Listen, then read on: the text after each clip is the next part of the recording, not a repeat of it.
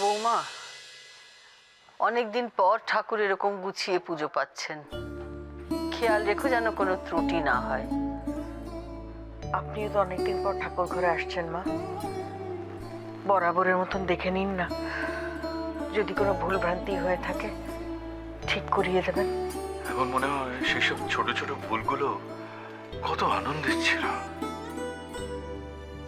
সত্যি অনেকদিন পর আমরা সবাই মিলে আবার ঠাকুর ঘরে সেই আগের মতন। সবাই আর কোথায় কাকুমণি, আজকে এখানে অভ্র নেই, কনকও তো।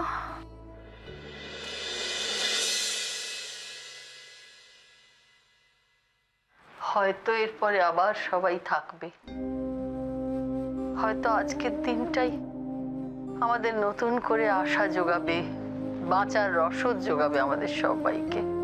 ঠাকুর তাই যেন হয়। রাঙামা, আজকে হঠাৎ পুজোর আয়োজন হলো, বিশেষ কিছু আছে? তুমিও ভুলে গেছো অলি?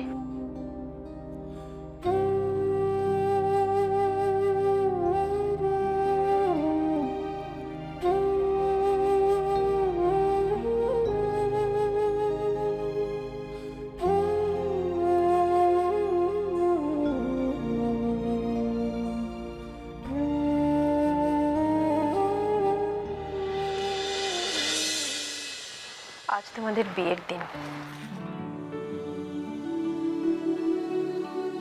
আরে হ্যাঁ, তাই তো, খেয়ালই নেই। সেটাই স্বাভাবিক দাদা। ছোট মা, তোমার মনে ছিল? সেটাই আমার কাজ অলি, সবকিছু মনে রাখা আর সব স্মৃতি আঁকড়ে বেঁচে থাকা। এসবের কোনো প্রয়োজন ছিল না ছোট মা, আনন্দ করার মতো মনের অবস্থা তো আমাদের কারোরই নেই। আমি জানি অলি, আনন্দ করার মতন মনের অবস্থা কারোর নেই, আর সেই জন্যই শুধুমাত্র পুজোর আয়োজন করেছি। আমি অনেক ভেবে দেখলাম কনকের কথাটাই ঠিক। কে বলতে পারে এই অন্ধকারের পর কোনো আলোর উৎস আছে কিনা।